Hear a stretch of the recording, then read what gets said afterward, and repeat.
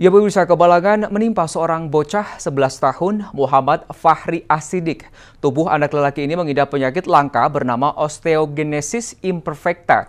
Kelainan tulang ini membuat bocah warga Cipadung, Kota Bandung tersebut sangat rentan patah. Hanya karena batuk atau bersin, bahkan jika tersenggol atau terbentur dengan benda kecil. Nah, pertanyaannya, bagaimanakah siklus penyakit ini terjadi pada tubuh manusia dan apa penyebabnya? Bagaimana penanganan medis yang tepat dilakukan, serta adakah obat yang bisa membuat penderitanya sembuh total?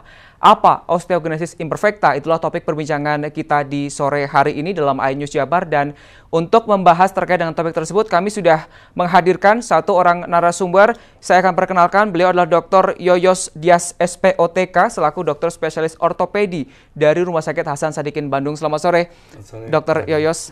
Terima kasih sudah hadir bersama iNews Jabar di sore hari ini, begitu sudah menyempatkan waktunya. Ya. Dan pemirsa dan juga Dr. Yoyos, sebelum kita berbincang begitu, kita akan ajak pemirsa terlebih dahulu melihat video tayangan terkait dengan kasus yang menimpa Fahri, di mana bocah 11 tahun ini mengidap kelainan genetik yakni osteogenesis imperfecta. Berikut video tayangannya. Terbaring lemah, hanya itu yang bisa dilakukan Muhammad Fahri Asidik di rumahnya di kawasan Cipadung, Kota Bandung. Kondisi tubuhnya kian merosot karena beberapa tulang penyangga tubuhnya patah akibat osteogenesis imperfecta, penyakit langka yang diderita sejak usia 5 tahun. Osteogenesis imperfecta atau kelainan genetik pada tulang menyebabkan tulangnya rapuh dan mudah patah. Bahkan, hanya gerakan karena batuk atau tertimpa bantal pun bisa membuat tulangnya patah. Tulang yang pertama patah adalah tulang kaki kanan, yang hingga kini terasa sakit, lalu tulang iga dan punggung. Semula Fahri tumbuh normal, namun menjelang usia 4 tahun, tulang bocah itu sangat rapuh. Sang ibu Sri Astati ingin mengobati penyakit langka Fahri, namun hingga kini belum ada obat yang bisa menyembuhkan penyakitnya. Selain itu, ia pun memiliki keterbatasan ekonomi. Seminggu di rumah, 3 minggunya di rumah sakit. Akhirnya dirujuk ke RSAS Polietofit bahwa ini ada kelainan katanya.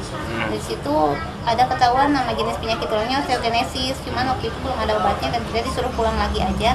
Katanya nggak boleh kebentur, nggak boleh jatuh, dan nggak boleh ada benturan ke tulang-tulangnya karena bakal patah kalau kena benturan. Meski tak berdaya akibat penyakitnya yang langka, Fahri yang kini murid kelas 1 SD tetap menyimpan semangat untuk belajar.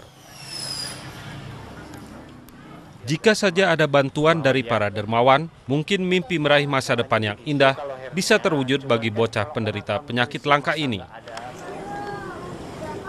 Dari Bandung, Muji Praitno, MNC Media melaporkan. Sama ada ya berarti itunya ya. Baik, itu tadi video tayangannya. Dan sebagai informasi, Dr. Yoyos, sebenarnya kita juga mengundang dari Dinas Kesehatan Kota Bandung dan juga pihak keluarga begitu dari Fahri, tapi mereka berhalangan hadir untuk sore hari ini. Tapi tidak apa-apa, kita akan membahas berdua begitu ya terkait dengan kasus Fahri ini.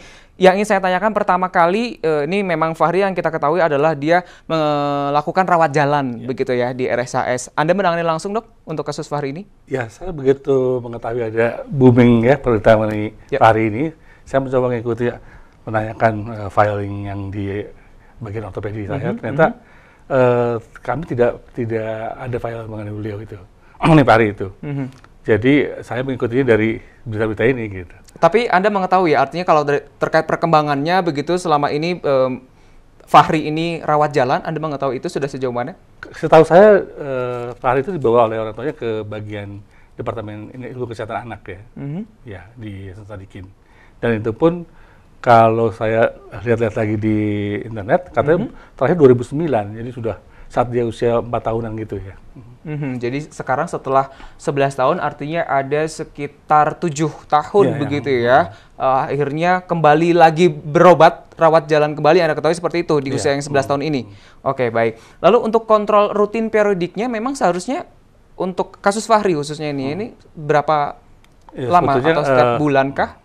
Masing-masing pasien kan sesuai dengan programnya berupa medikamentosa maupun ada program lain. Misalnya kita ingin menguatkan otot-ototnya atau tulang-tulangnya juga ada program fisioterapi di antaranya. Nah, untuk pengobatannya yang untuk osteogenesis imperfecta ini memang belum ada yang memang obat utamanya itu, tapi yang ada adalah suportif ya. Dan terakhir kita memakai bisfosfonat jenisnya itu yang bisa mengurangi kerapuhan dari tulangnya tersebut. Oke, kalau dari penanganan dari dokter ortopedi, seharusnya untuk kasus Fahri seperti ini, tindakan apa nih setiap kontrol begitu, apa yang dilakukan biasanya oleh dokter? Jadi kalau dari kita, sebetulnya kita kan, misalnya kita buat tim, ada dokter anaknya, mungkin dari endokrin dan fisioterapi, dan juga dari saya, ortopedi. Kalau kita memang sebetulnya lebih banyak, kalau saat dia tidak ada patah, lebih banyak melatih untuk kekuatannya. Dan untuk dia bisa, seandainya memungkinkan dia bisa duduk dengan baik, seandainya memungkinkan bisa berdiri dengan baik, baru kemudian bisa dilatih untuk jalan. Tapi manakala terdapat kelainan bentuk akibat patah kaki yang berkali-kali itu, nah itu kita bisa meluruskan itu tulangnya. Si alignment-nya, aksisnya menjadi lebih baik untuk dapat dilatih dengan lebih baik.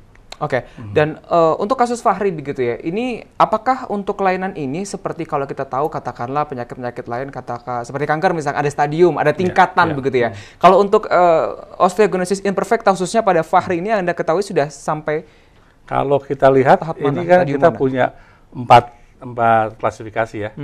Satu yang paling banyak satu ya, tapi dia paling ringan juga, 4 yang katakanlah moderate, 3 yang berat, dan 2 yang sangat berat, bahkan fatal. Saat melahirkan dia sudah meninggal. Nah, kalau kita lihat dari Fahri ini, kemungkinan menurut saya sih ini tipe 1 ya. Gitu. Tipe 1, jadi artinya yang ringan, maksimum juga yang moderate ya gitu, yang tipe 4 itu. Jadi memang Anda mengatakan tadi juga sempat untuk penanganannya ini multi begitu ya, multidisiplin begitu ya, tidak hanya dari ortopedi saja. Betul. Lalu kalau di Indonesia katakanlah begitu, atau khususnya di Jawa Barat saja, untuk kasus-kasus seperti ini, kelainan osteogenesis imperfecta yang Anda ketahui ini sudah pernah adakah? Ya, ada. Jadi kalau kita bicara insidence itu kan osteogenesis imperfecta itu 1/20.000 kelahiran hidup. Jadi katakanlah kalau di Indonesia mestinya mungkin sekitar 3-4 bulan lah ya gitu. Tapi kalau di Jawa Barat sendiri yang sudah saya tangani mungkin sekitar 7-8 orang ya gitu. Jadi Anda sebenarnya sudah pernah sebelumnya 7 atau sampai 8 orang itu pernah ditangani untuk kasus serupa ya. Betul. Untuk stadium yang berbeda-beda. Betul, stadium berbeda-beda. Jadi sebenarnya untuk kasus Fahri saja begitu ya, dengan kondisi yang saat ini kan dikatakan dia itu lahir dalam kondisi normal. Begitu. Akhirnya di usia sekitar 4 tahun, menjelang 4 tahun baru ketahuan tuh di situ ada kelainan-kelainan pada tulangnya. Apakah memang siklusnya seperti itu? Ya, tadi Anda katakan juga ada yang stadium 4 bahkan dari kandungan pun ya sudah ternyata sudah terjangkit kelainan tersebut. Betul. Jadi kalau kita lihat memang tipe yang paling banyak itu tipe 1 itu dia memang yang paling ringan. Itu yang menyebabkan saya kenapa berpikir ini tipe 1 karena dikatakan dari historinya adalah dia mengidap atau mengalami patah itu setelah usia lebih tua ya, lebih 3-4 tahun itu kan gitu ya. Itu kenapa. Tapi kalau misalnya yang tipe yang lebih berat itu mungkin lebih awal dia dapat patah tulangnya. Seperti tipe 2 itu yang saya tadi bisa di dalam kandungan patahnya, bahkan lahir dengan meninggal gitu. Oke, jadi memang kalau Fahri, kalau kita lihat secara fisik begitu ya, kalau kita lihat secara fisik begitu dan dari tingkat keparahan dari patahnya tulang itu masuk di stadium pertama atau tingkatan tipe 1 begitu ya. Oke, lalu untuk kelainan ini sebenarnya memang munculnya dari lahir, Anda katakan dari lahir sudah bisa terlihat. Artinya kan dari kalau semua, bayi itu kan yang sekarang tadi bahwa kalau tipe 1 itu seperti normal saat lahir gitu kan. Kalau kita yang orang awam mungkin nggak terlalu kelihatan bahwa dia ada hal itu. Sementara untuk tipe yang lainnya bisa jadi saat dilahirkan dalam kondisi yang sudah meninggal, begitu? Iya, yang tipe 2 itu. Bisa jadi seperti itu ya. Baik, kita akan lanjutkan perbincangan terkait dengan kita bahas lebih dalam nanti apa sebenarnya itu osteogenesis imperfecta. Namun kita harus jeda terlebih dahulu, pemirsa, tetaplah bersama kami di iNews Jabar.